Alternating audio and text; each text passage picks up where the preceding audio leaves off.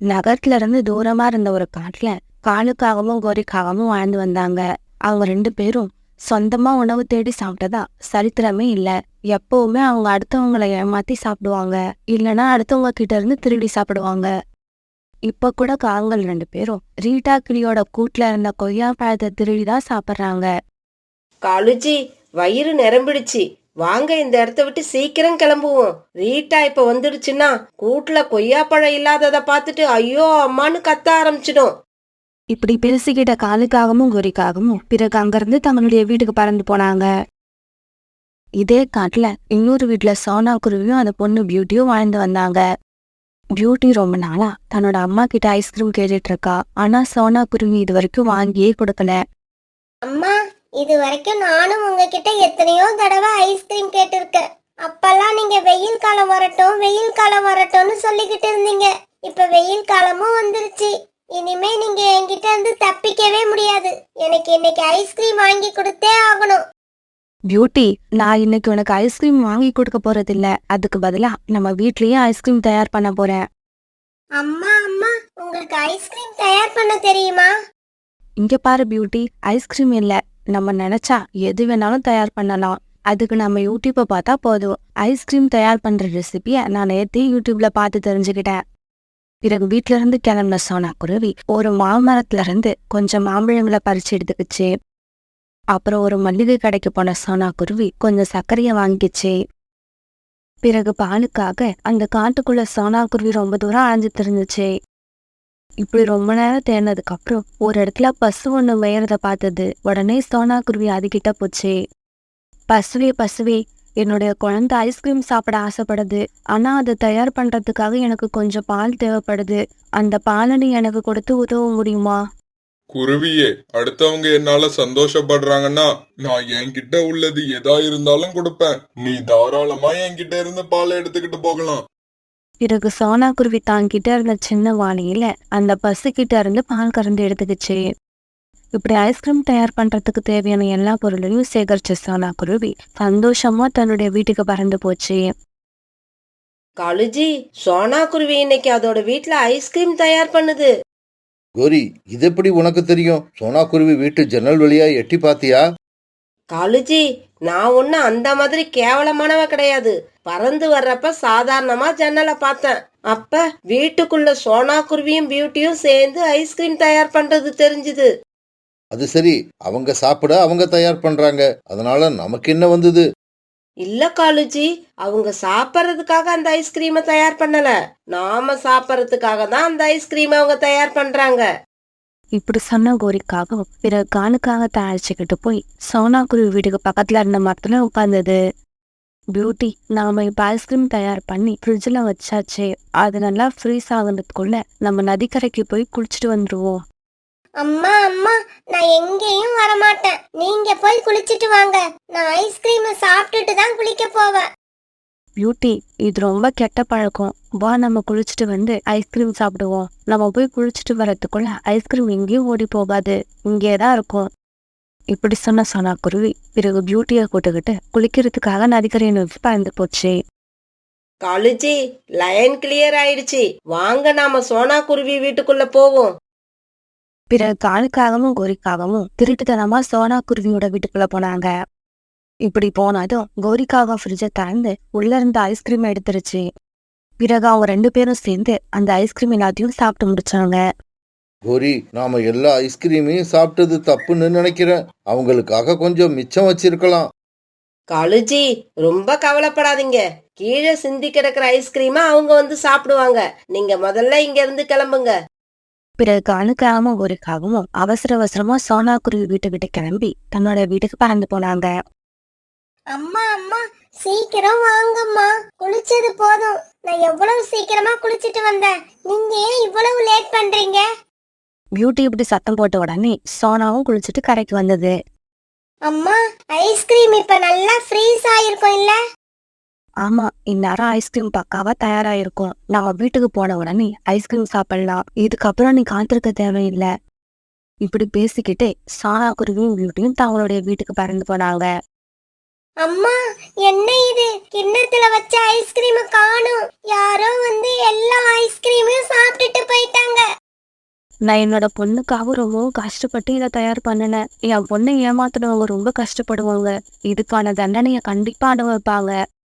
அம்மா, திருடுறது தப்பு தானே? இந்த தப்பை செஞ்சவங்க கண்டிப்பா தண்டனை அனுபவிக்கணும். அதை நான் என் கண்ணால பார்க்கணும். காலுஜி, அந்த ஐஸ்கிரீமை சாப்பிட்டதால என்னோட பல்லெல்லாம் கூசுது. அதுக்கு தான் ஐஸ்கிரீமை கொஞ்சம் கொஞ்சமா சாப்பிடுன்னு அப்பவே சொன்னேன். நீ கேட்டாதானே? மறுநாள் பொழுது விடிஞ்சிச்சு. பிறகு மறுநாள் சோனா குருவி மறுபடியும் மாம்பழங்களை எடுத்துக்கிட்டு தன்னோட வீட்டுக்கு வந்தது. அப்ப வழியில சோனா குருவியை பார்த்த கோரிக்காவும் இப்படி பேச ஆரம்பிச்சது. சோனா சோனா, இந்த மாம்பழத்தை யாருக்காக எடுத்துக்கிட்டு போற? இதை நான் என்னோட பொண்ணு பியூட்டிக்காக எடுத்துட்டு போறேன். இன்னைக்கு அவளுக்கு கூலிங்கான மேங்கோ ஷேக் செஞ்சு கொடுக்க போறேன். Mango Sheikha?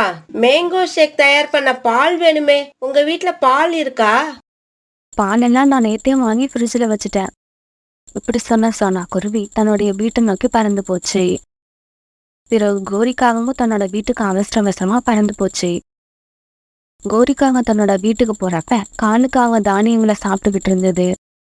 காலுஜி, இந்த காஞ்ச தானியங்களை சாப்பிடாதீங்க. சோனா குருவி இன்னைக்கு மேங்கோ ஷேக் தயார் பண்ண போகுது. இன்னும் கொஞ்ச நேரத்துல நமக்கு மேங்கோ ஷேக் பார்ட்டி இருக்கு. என்னது, மேங்கோ ஷேக்கா? மேங்கோ ஷேக்னா எனக்கு ரொம்ப பிடிக்கும். இப்படி சொன்ன காலுக்காகவும் அந்த தானியங்களை தூக்கி எறிஞ்சது.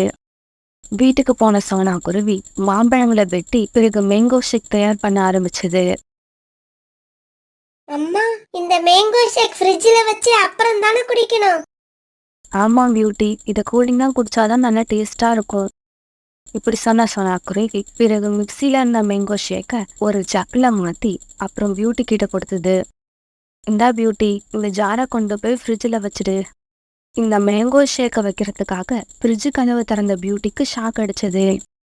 காப்பாத்துங்க, காப்பாத்துங்க, அம்மா என்ன காப்பாத்துங்க. பிறகு அங்க வந்த சோனா குருவி ஒரு மரக்குச்சி எடுத்து பியூட்டியை வேற பக்கமா தள்ளி விட்டுச்சு. அம்மா, அம்மா, நம்ம ஃப்ரிட்ஜ் என்னம்மா இப்படி திடீர்னு ஷாக் அடிக்குது? ஒன்னும் பியூட்டி, ஏதோ ஒயர் ஷார்ட் சர்க்கியூட் ஆயிருக்கும்னு நினைக்கிறேன். நீ வீட்ல இரு, நான் போய் மெக்கானிக்கை கூப்பிட்டுட்டு வரேன். அம்மா, எனக்கு இந்த ஃப்ரிட்ஜை பார்த்தாலே பயமா இருக்கு. நானும் உங்க கூட வரேன்.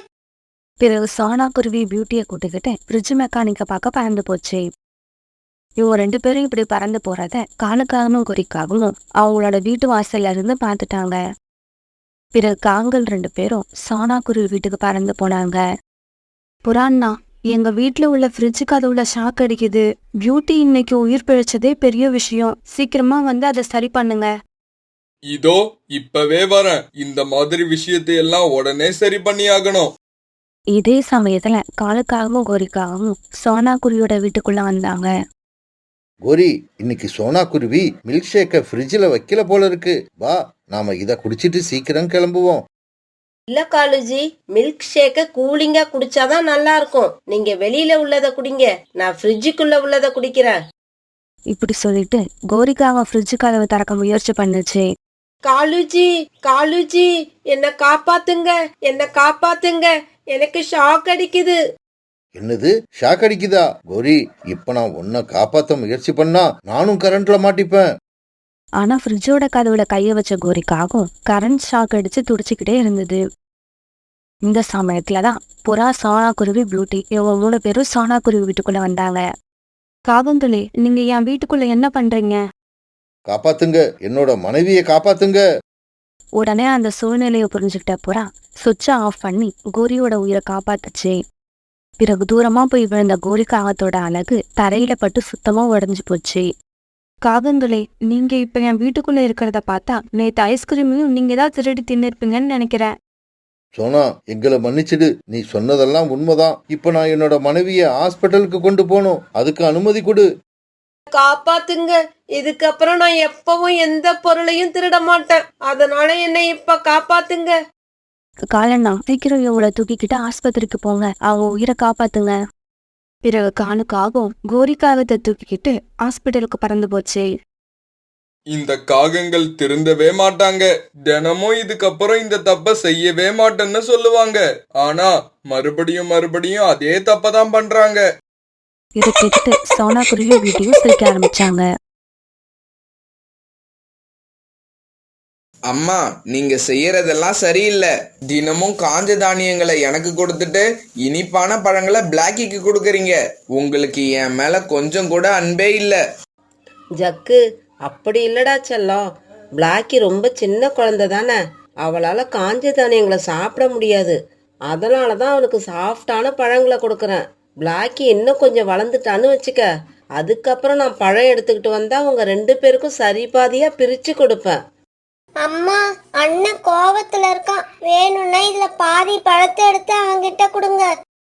ஆனா அம்மா சொன்னதையும் தங்கச்சி சொன்னதையும் காதுல வாங்காத ஜக்கு ரொம்ப கோபமா வீட்டை விட்டு வெளியே பறந்து போயிட்டான். இப்படி போன ஜக்கு நதிக்கரை ஓரத்துல உட்கார்ந்துருந்த குக்கு கிட்ட போனான். என்ன ஜக்கு, ஏன் உன் முகம் ஒரு மாதிரியா இருக்கு? குக்கு இப்படி கேட்ட உடனே ஜக்கு வீட்டுல நடந்தது எல்லாம் குக்கு கிட்ட சொன்னான். ஜக்கு, உங்க வீட்ல மட்டும் இல்ல, எங்க வீட்லயும் இதுதான் நடக்குது. நல்ல ருசியா இருக்கிற உணவு எல்லாம் என்னோட தங்கச்சி பியூட்டிக்கு கொடுக்கறாங்க. காஞ்சி போன தானியங்கள், சுக்கா ரொட்டி இததான் எனக்கு கொடுக்கறாங்க. உங்க வீட்லயும் இதுதான் நடக்குதா? நான் எங்க அம்மா மட்டும்தான் இப்படின்னு நினைச்சேன். சாப்பாட்டுல மட்டும் இல்ல ஜக்கு, விளையாட்டு பொருள் வாங்கிட்டு வந்தா கூட எனக்கு கொடுக்கறது இல்ல, பியூட்டிக்கு தான் கொடுக்கறாங்க. பியூட்டி பிறக்கிற வரைக்கும் அம்மா பக்கத்துலதான் நான் படுத்திருப்பேன். ஆனா இப்ப எல்லாம் என்ன தனியா கூட்டுல போட்டுட்டு அம்மா பியூட்டி கூட தான் தூங்குறாங்க.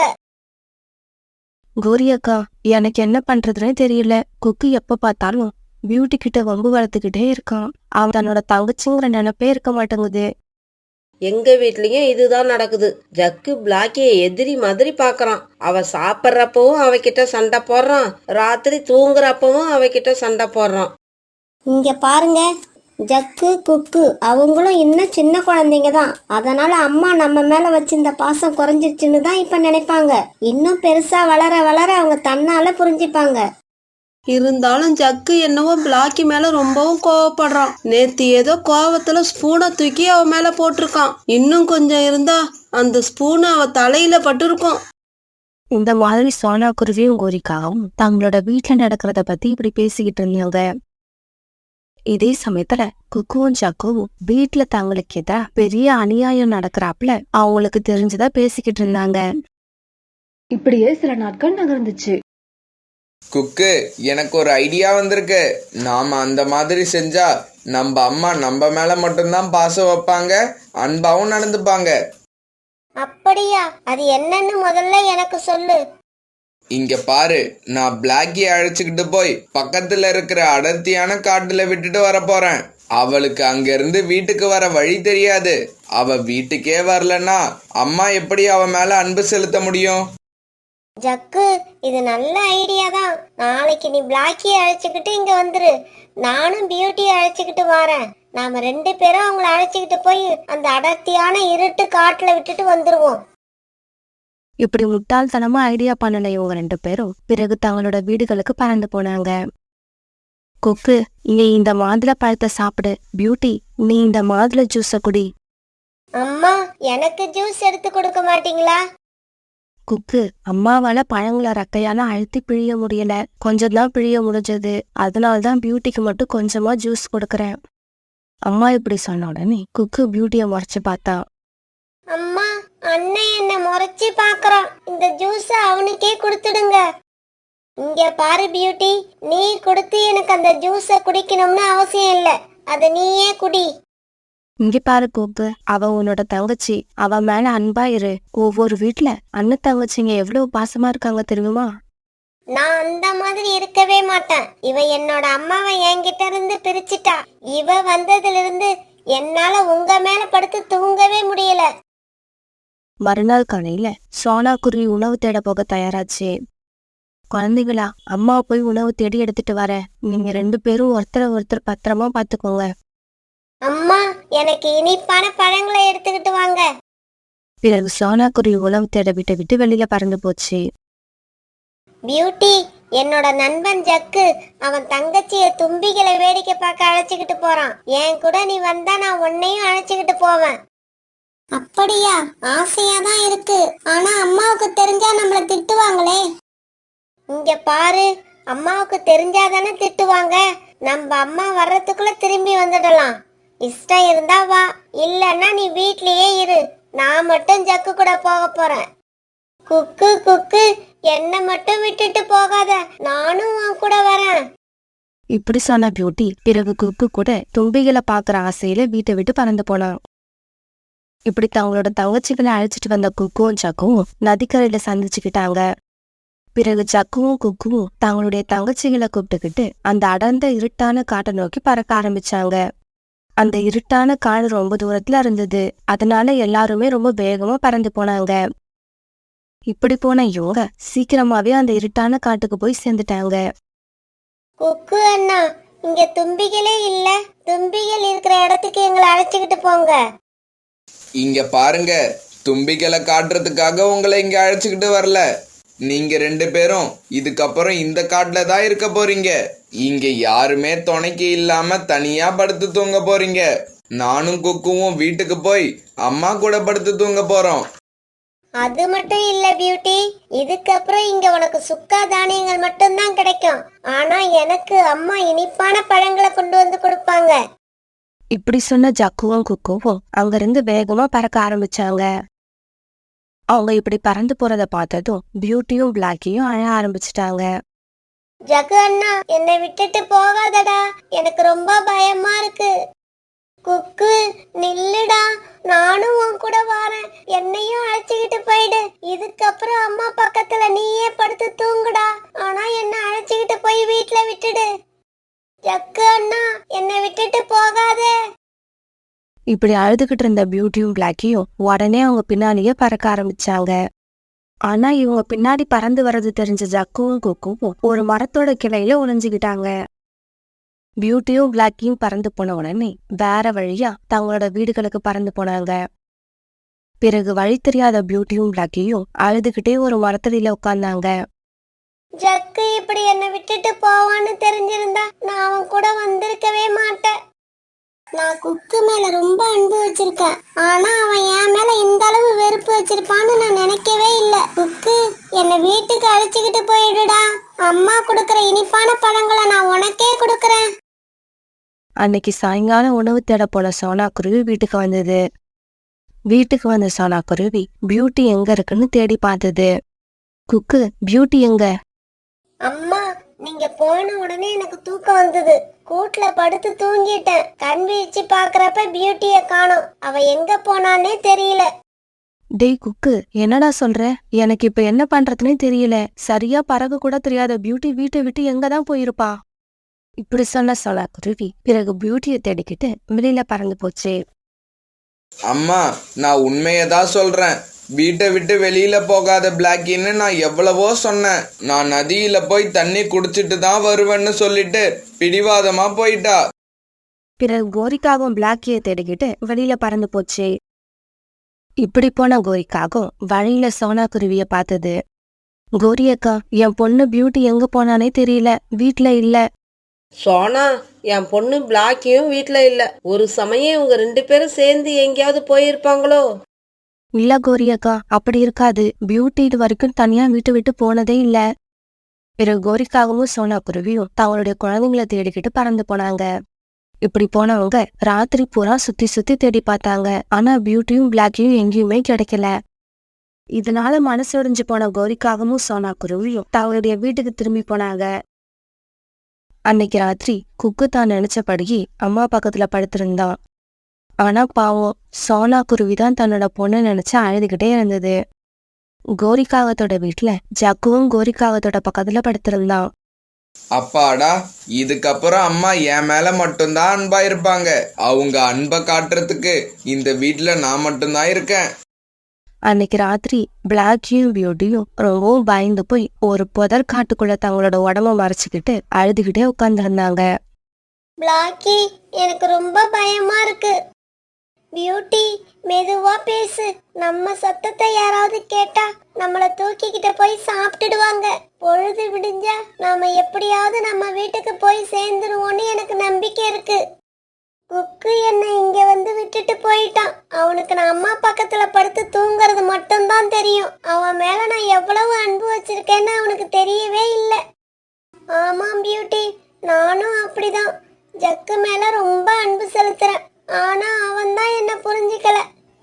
பாரு பியூட்டி, நம்ம வீட்டுக்கு போனா கூட ஜக்குவும் குக்குவும் தான் நம்மளை இங்க கொண்டு வந்து விட்டுட்டு போனாங்கங்கிறத சொல்லவே கூடாது. ஆமா ஆமா, அப்படி நம்ம உண்மையை சொல்லிட்டா அவங்க 2 பேரும் அம்மா கிட்ட அடி வாங்குவாங்க. அது சரி, நீங்க 2 பேரும் எங்க போனீங்கன்னு அம்மா கேட்டா அதுக்கு என்ன பதில் சொல்றது? தும்பிகள் கூட விளையாட ஆசைப்பட்டு நாங்க 2 பேரும் தனியா பறந்து போய் இந்த காட்டுக்குள்ள மாட்டிக்கிட்டோம்னு சொல்லுவோம். இவங்க 2 பேரும் ராத்திரி பூரா இப்படி பேசிக்கிட்டே இருந்தாங்க. மறுநாள் பொழுது விடிஞ்சிச்சு. பக்கத்து காட்டுல காய்கறி கடை வச்சிருந்த புறா தன்னோட கடைக்கு காய்கறி மூட்டையை எடுத்துக்கிட்டு அந்த காட்டு வழியா பறந்து வந்தது. இப்படி பறந்து வந்த புறா பியூட்டியையும் பிளாக்கியையும் பார்த்துட்டு அவங்க கிட்ட போச்சு. பியூட்டி, பிளாக்கி, நீங்க 2 பேரும் இங்க என்ன பண்றீங்க? உங்களை காணாம 2 பேர் அம்மாவும் வீட்ல அப்படி அழுதுகிட்டு இருக்காங்க. சரி சரி, சீக்கிரமா என் கூட வீட்டுக்கு வாங்க. இப்படி சொன்ன புறா பிறகு அவங்க 2 பேரையும் கூட்டுக்கிட்டு தன்னோட காட்டு நோக்கி திரும்பி வந்தது. இப்படி இவங்களை அழைச்சிட்டு வந்த புறா பியூட்டிய சோனா குருவி வீட்லயும் பிளாக்கிய கோரிக்காக வீட்லயும் விட்டுட்டு தன்னோட காய்கறி கடைக்கு பறந்து போச்சு. பியூட்டிய பார்த்த குக்குவுக்கு எதுவுமே புரியல. ரொம்பவும் பயந்து போயிருந்தான். பியூட்டி, நீ இப்படி செய்வேன்னு நான் எதிர்பார்க்கவே இல்லை. அம்மாவை இப்படி தனியா விட்டுட்டு நீ எங்கதான் போன?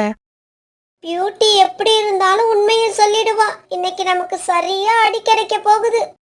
அம்மா, எனக்கு என்னவோ தும்பிகள் கூட விளையாடணும்னு ரொம்ப ஆசையா இருந்தது. அதனாலதான் நான் குக்கு கிட்ட கூட சொல்லாம பிளாக்கி கூட பறந்து போயிட்டேன். இப்படி அந்த அடர்த்தியான காட்டுக்குள்ள போன எங்களுக்கு திரும்பி வீட்டுக்கு வர வழி தெரியல. என்ன மன்னிச்சிடுங்கம்மா. இதுக்கப்புறம் இந்த தவிர நான் ஒரு நாளும் செய்ய மாட்டேன். பியூட்டி சொன்ன பதில கேட்டு அதிர்ச்சியான குக்கு உடனே பியூட்டிய திரும்பி பார்த்தான். பியூட்டி உடனே குக்குவை பார்த்து கண்ணடிச்சிட்டு இப்படி சொல்லுச்சு. குக்கு, கவலைப்படாத, உன்னை மாட்டி விட மாட்டேன். நான் உண்மையை சொன்னா அம்மா உன்னை அடிப்பாங்க.